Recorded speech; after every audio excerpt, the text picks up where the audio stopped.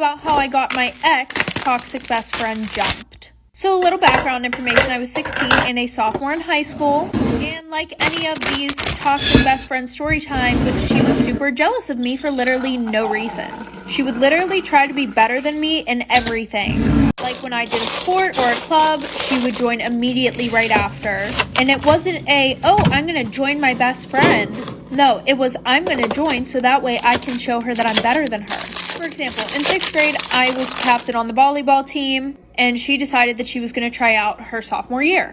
She played it off as if she just wanted to try it out, but then I got announced captain, and she was pissed off when she heard that. She literally blocked me on everything, and she came from a super wealthy family, so she was used to getting whatever she wanted. And my whole friend group would literally tell me, you need to stop being friends with her, she's toxic, she's this, she's that. The only thing that stopped me from being friends with her was the blackmail. Like for part 2 about how I got my toxic ex-best friend jumped. So like I said, the only thing that was stopping me from not being her friend was the blackmail that she had. Every time that I pissed her off, or even just randomly, she would be like, oh, I'm gonna send this out. I'm gonna expose you. She was just overall a shitty friend. So I had an exposing account on Instagram where I would expose people in my class. It got banned, but she DM'd the account the blackmail. Little did she know it was literally me who was running it.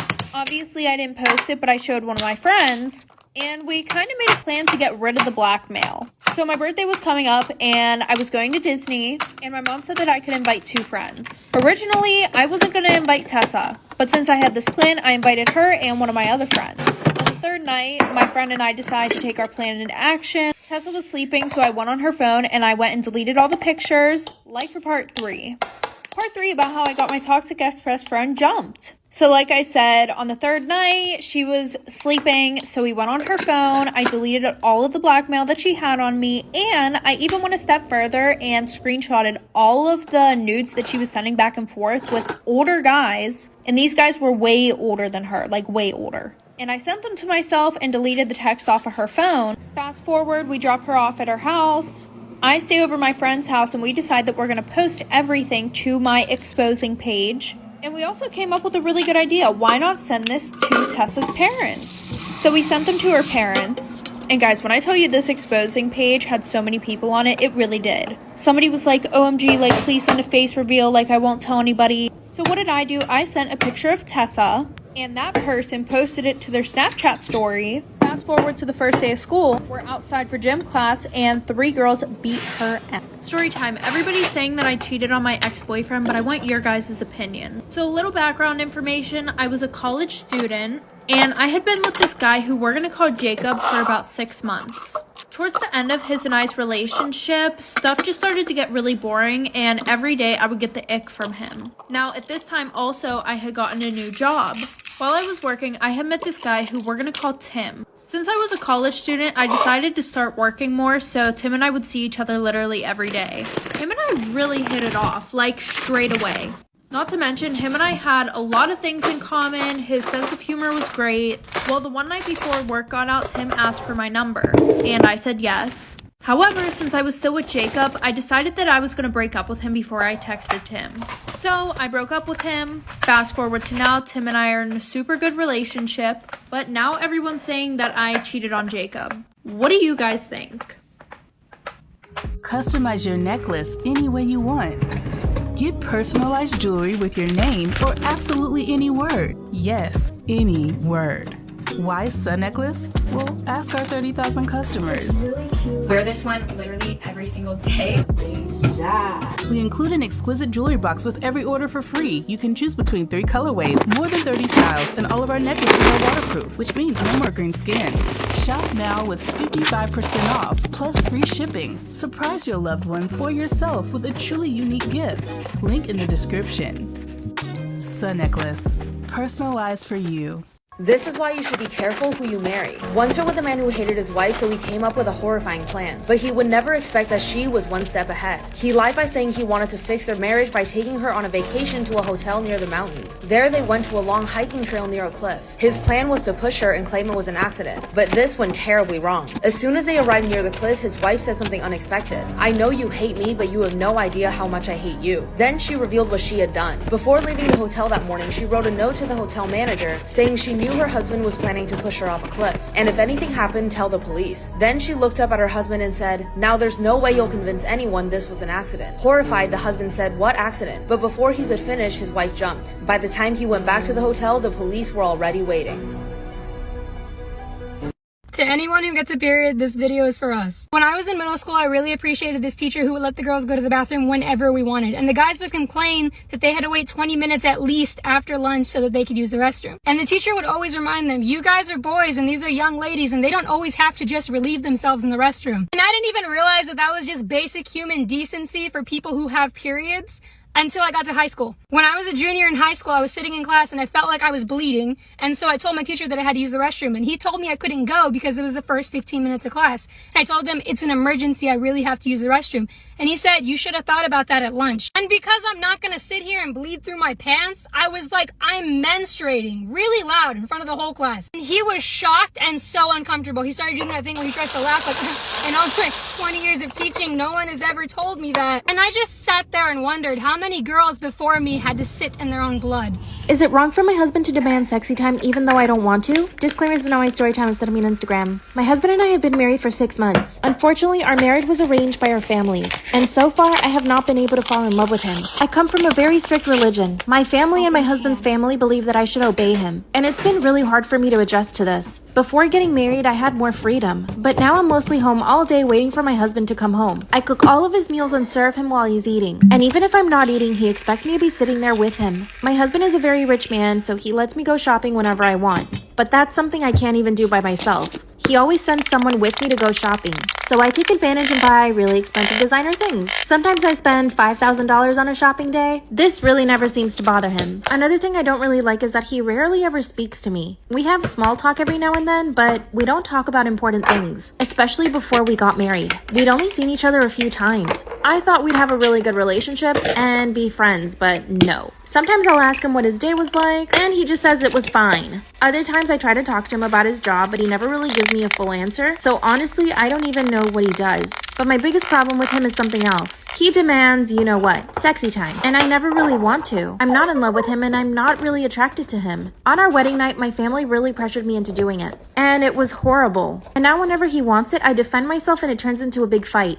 He even called my parents to complain. Part 2 is it wrong that my husband demands sexy time even though I don't want friends? I told her everything that was going on and she told me that I should just leave my husband. But with my religion and my family, it would be really hard to do that. Then she told me that I should just take on a lover. And the idea kind of stuck in my head. Let me backtrack a little. When I was in college, I had met somebody, but nothing ever happened because I knew my parents wouldn't accept him. I reached out to him on Facebook and asked him how he was, and he happened to be arriving to my city soon. I asked him if he wanted to meet up and he said yes. And what happens next is crazy. When we saw each other, we instantly fell in love. Part 3 is up. Is it wrong for my husband to demand sexy time even though I don't want to? Disclaimers in my story time is gonna be on Instagram. When I saw my old friend, it was like love at first sight. I could tell he was so happy to see me and we talked for hours. And the only reason I was able to go was because I told my husband that I was gonna hang out with my best friend. So my best friend wasn't actually even with me. After that, my friend, let's call him Rob. Rob and I hung out a few more times, and eventually I opened up to him about what was happening with my husband. Explained to him I had an arranged marriage and that I wasn't in love with my husband. He also told me that I should divorce my husband, but then he told me why. He said that since college he's always had feelings for me. That means he's had feelings for me for 3 years. Well, long story short, he's my lover now, and nobody knows. Only my best friend.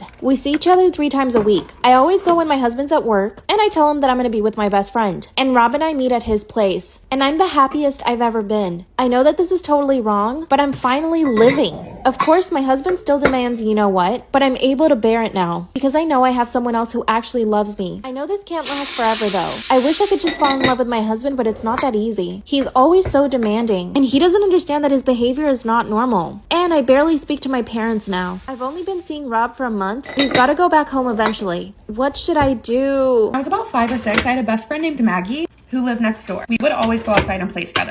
One day around dinner time, we saw a little girl around our age staring at us on the side of another nearby house. She was extremely pale and wearing a white dress. We would see her for days on end in the exact same dress. And as soon as we would yell for her to come play with us, she would run around to the front of her house. One day, we finally decided to chase after her. As soon as we rounded the corner to her front yard, she was gone. Like, she had literally disappeared. When we were walking back, we noticed a pile of dirt next to our house. In the dirt was written K-A-R-A with a stick next to it. We just assumed she was shy and wrote her name out for us, Kara. The next day, we saw her again and started yelling, Kara, Kara, wait! We ran after her again, rounded the corner, and saw this old couple doing yard work in our front yard. We assumed that they were Kara's parents. So we asked them, hey, where's your daughter Kara? And they were like, that's not funny. And we were like, no, seriously, we've been seeing her every night. We just wanted to know if she wanted to come play with us. The old man looked at us and said, our daughter Kara got hit by a truck and died 30 years ago in front of this house. Story time on how I caught my dad sleeping with my sister, his biological daughter. Okay, so boom, let's jump right into it. So my mom passed away when I was 10 years old. Me, my dad, and sister grieved the loss of our mom/wife and honored her as best as we could. But the loss of our mom hit our dad pretty rough. Due to the loss, for about 4 years, he continued to suffer from depression. But recently, my dad has been happy. The happiest I've seen him in a long time. And it kind of came out of nowhere, but of course, I was happy for my dad. I'm now 14 and my sister is 12, and everyone always says how much my little sister looks like my mom. Literally my mom's twin and mini-me. I thought nothing of it, but little did I know my sister looking like my mom would make my dad do some disgusting things. Like and follow for part 2. Part 2 on how I caught my dad sleeping with my sister, his biological daughter. Okay, so boom, like I said, after my mom passed away, my dad became depressed until a couple years later, he just wasn't. Watch part 1 to understand. Now I'm 14 and my sister's 12 and everyone is saying my sister looks like my mom. Literally twins, she is the mini-me of my mom. And I guess my dad seen this too and he became obsessed with my little sister. He would dress my little sister up as my mom and even became way too affectionate with her. For some reason, my little sister liked this attention, but like I knew it was wrong. But I didn't know how far my dad would take it. One day I was in my room and I heard moaning and it sounded like my sister and it was coming from my dad's room. So I go over there and yeah, it's exactly what y'all think. I called and told my auntie and now my dad's in jail. We're living with our auntie and my sister's in counseling. Be safe. I have 3 daughters, Alyssa 18, Tessa 16, and Jenna 14. We rarely argue. She drives her sisters around and she works full-time while in school. The only problem is that she can be unreliable. If you ask her to get groceries and be home by 5, she'll call you at 6:30 and ask you what you wanted her to do. And she doesn't do housework without being reminded 5 times. She has ADHD though, so that explains it. Now Jenna loves to argue. Jenna argues with my husband a few times a week. She's a pretty good kid otherwise. She's a straight A student, she plays soccer and is playing softball, and she helps around the house more than both of her sisters combined. Tessa is complicated. When she applies herself, she gets straight A's extremely easy. The problem is, she never does her homework, so she usually gets B's and C's. She and I have similar hobbies, and both my husband and I love talking to her when she's in a good mood. We don't fight often, but when we do, it's very dramatic. She's been insisting that she has ADHD or some other problem since she was around 11 because she can't focus, but my husband and I think that she's just trying to get shorter assignments and actually come out to listen. We got into an argument the other day because she has IBD and gets infusions every 6 weeks. She's very strict about never pushing it back for any reason after we tried to push it back once because we were going to be in another school and she got sick at 6 weeks and 3 days. It was 2 years ago and she's healthier now, but she still refuses to push it back. Her next infusion is scheduled for the 1st, but we're going to be on vacation from the 30th to the 4th, so I scheduled her infusion for the 8th. Her doctor approved it, but she started yelling at me about how last month tomorrow, and I just got back from the store. I bought every beverage I could think of to fill a mini fridge for them, but this is the room that they're staying in, and it's a total disaster, and it's already 10 o'clock at night, so I gotta get to work. She borrowed my laptop, so I looked in her backpack to see if she still had it. While I was looking, I saw passes from the school therapist. Tessa knows I don't want her talking to those therapists because people will find any reason to call CPS. I'm so bad at picking the LaCroix flavors at the store. He says I can only look up at me from her coloring book and started crying and asked me to give it back because her therapist gave it to her for when she was having a bad day. I ended up shredding it and she hasn't left her room except for school and hasn't spoken since, so I want to know if I was the asshole. So, am I the asshole for shredding my daughter's coloring book? If you love soda, am I the asshole for walking in on my mom and her boyfriend doing the nasty on purpose to get them to stop? I'm 18 male, my mom is 39, and her boyfriend is 37. We've been on vacation abroad for 3 days, and as normal people, we only have 1 bedroom in our hotel. We also have a small lounge area, but there's no door to divide the bedroom and living room, so I can basically hear everything. The first night went fine because everyone was exhausted and just wanted to go to bed early. Last night sucked though because I could hear the bed and certain noises. I sucked it up and asked them not to move around their luggage at night. I didn't bring anything else up because I didn't want to make them uncomfortable. Am I the asshole for walking in on my mom and her boyfriend doing the nasty to get them to stop? I'm not sure if my mom actually thinks I didn't figure it out, but they did it again last night. This time I had enough and didn't want to listen to that crap anymore, so pretended to get something from my suitcase, which was in their room. I walked straight in on them and they froze and pretended not to be doing it. I don't care if they do it or not, but I don't think it's too much to abstain or at least not have me hear them making love for a week during a trip abroad. In the morning, my mom was angry and demanded that I apologize for breaking their privacy. I told her I didn't have any plans of doing so because she didn't let me sleep in peace. We're passive aggressive and the boyfriend is indifferent. Can you solve this mystery? This is a story about a young girl whose brother confessed to killing their parents, but things are not as they seem. All the clues to what really happened are hidden in what I'm about to say. So one day, this young girl decided to tell her friend about the terrible tragedy. Her friend asked about what happened to her brother after the confession. She said he got arrested, went to trial, and eventually was found guilty and sentenced to death by lethal injection. During the execution, her brother never said a word. He gave no explanation and just stared at her blankly as they gave him the injection. The young girl admitted after that she couldn't eat or sleep. She had so many questions, but no one left to give her answers. She tried to block out the terrible memories and suffered from depression and even amnesia. The friend suggested she go to a psychic to find some answers, so she did. She asked, "What drove my brother to lose his mind?" And the psychic said, "Your brother was always perfectly sane." The girl asked, "So then why did my brother kill our parents?" And the psychic said, "Your brother was only responsible for the death of one person." Suddenly, the girl understood everything. She broke down crying. What really happened to this family? Can you solve this mystery? I, 24, have been with my fiance, 24, for 7.5 years. We started dating our senior year of high school. He has always said that he was waiting to propose until we had enough money for a wedding. I always told him that I would go to the courthouse or have a very small wedding. He was the one that wanted a big party. There was also his family drama that held him back because he was hoping to mend his relationship with his family before getting married so that they could attend. Long story short, he finally realized that his parents weren't going to be civil and they are no longer in our lives. I began anticipating him proposing after that. He finally did this past Christmas. It felt like we were finally moving forward with our lives. After he proposed, I realized I did indeed want a real wedding, though still something small. He again was trying to make it bigger than what I wanted or what we could afford. He said that we should be celebrating our lives together after all the pain and drama we had put up in our lives. So I began planning a wedding. My father works at a private golf course and they offered to use a venue for a fraction of the cost. I don't have the exact numbers yet, but they waived the site fee, $5,000. I get all the enhancements for free, which is a $2,500 value, and I don't have to have their minimum person count. We're essentially paying for the food and drink and will still be given a discounted price. On top of that, my grandparents and parents are planning on chipping in. I really imagine my fiance and I only paying about $5,000 out of pocket for DJ and attire. And I plan on having people gift money for a house instead of items for wedding gifts. To me, this wedding is important and is a dream wedding that I thought I'd never be able to afford. But my fiance thinks that we should scrap it all and focus on buying a house in the next 2 to 3 years. But that we could get married at the courthouse, even though it was his idea for a big wedding. And maybe have a wedding after we buy a house. So to me, this means that I won't have a wedding for another 5-ish years, and who knows if my dad will still be at this job or have this amazing offer. Am I being unreasonable for wanting this wedding? My boyfriend's become really abusive since I told him I was pregnant. In fact, I think he actually tried to unalive me, but I'm not sure. He and I started dating 7 months ago. I actually suspect that he's a narcissist, but honestly, I can't be sure. That's why I'm telling my story on here to get some perspective. When we first started dating, he started love bombing me. I actually had to Google what that was because I wasn't sure, but after I did, I can definitely say that he did do that. Just after 1 week of going on dates, he told me that he loved me. Then basically, he just pressured me into becoming his girlfriend. He even went behind my back to speak to my parents and convince them to say yes to him. He obviously made a good impression on my parents and they convinced me to go out with him. 2 months into the relationship, everything was normal. He was really affectionate, loving. He made time for me. He would think of really creative dates. But anytime I didn't say thank you for the smallest thing. For example, if he opened the door for me and I didn't say thank you, he would get upset. Sometimes he'd make breakfast for me, and if I didn't say thank you in a very enthusiastic way, he would get really upset. After the 3rd month, he started accusing me of being ungrateful. And then after that, he started getting really jealous. He hadn't done this before, so I thought it was just a phase and that it would pass. But unfortunately, it did not. He started convincing himself that anytime I got a phone call, it was from some guy that I had met.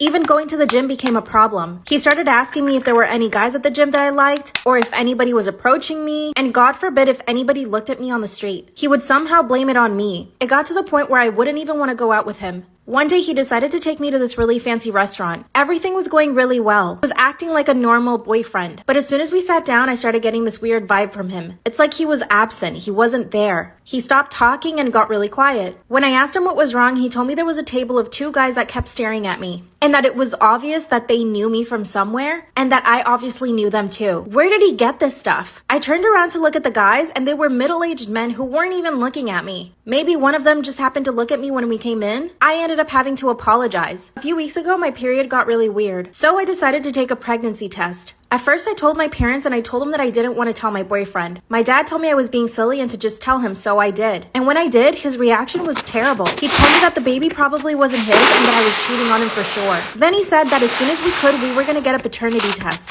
One night he made me dinner and I got really sick afterward. I started vomiting and I hadn't had any pregnancy symptoms, so I knew something was wrong. Instead of telling my boyfriend, I actually just went straight to my parents' house. They took me to the ER and there they told me that I probably ingested something that wasn't good. Now I'm thinking he might have put something in my food. What should I do? This is why parents should believe their kids. In 2010, a 15-year-old boy started to notice that the door to his attic, which was in his bedroom, was always open.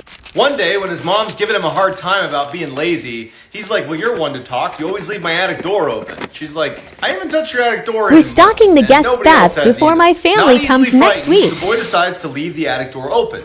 And so he's laying in bed, and he kind of looks over at the door, and standing in the door frame is a figure staring right at him. He bolts, tells his parents, they don't believe him, and then 6 months later they move anyway. A few years later, the boy discovers his favorite teacher actually moved into his old house. And so he jokingly asks her, you ever see any ghosts walking around your attic? Her face got completely serious, and she's like, you know, as soon as we moved in, the door to the attic kept opening. So we investigated, and we found a trap door that led onto the roof. Someone had been crawling in through that entrance and living in the attic for years. Am I the asshole for not letting my mother-in-law see my daughter? My infant daughter is strictly breastfeeding. I have yet to introduce cereal. I noticed after my mother-in-law babysat, my daughter had more breast milk left over than usual. And the next day, she screamed from constipation. I asked my mother-in-law about the leftover breast milk, and she said the baby was full after eating oatmeal. I asked her to invite or not invite whoever I want. Am I the asshole? Let me know what you think in the comments. It's Meredith. Am I the asshole? A week before their family reunion, my in-laws asked if I could help with the dessert table. I was very annoyed by the short notice, but I agreed. They said there would be 150 people coming into Mississippi for the reunion, and they wanted a cake, cookies, and pies. Especially a Mississippi mud pie. No two are alike. I make mine with an Oreo crust, a tangy cream cheese base layer, a rich chocolate custard, topped with fluffy whipped cream and chocolate curls. I spent 3 days preparing. Me and my husband got the desserts to the venue, and my mother-in-law took them off my hands and began to set up the table. There was no showing of appreciation. Not one thank you. I tried to let that roll off my back, but when I went to grab some sweets, I was told I couldn't eat because there weren't enough. And later, I overheard my sister-in-law complain that it didn't look like much effort went into the dessert table. I was pissed, so we left. Then my in-laws got upset because we didn't stick around to clean up. After all that, I swore that I would not cater for them again, and my husband agreed. Now my sister-in-law wants me to make a custom cake for her birthday. I said no, and my in-laws are saying I'm an asshole for refusing. Plus, as a part of this family, I owe it to them. Am I the asshole? If you want to get your hands on this recipe, we need 15,000 likes and 1,000 shares.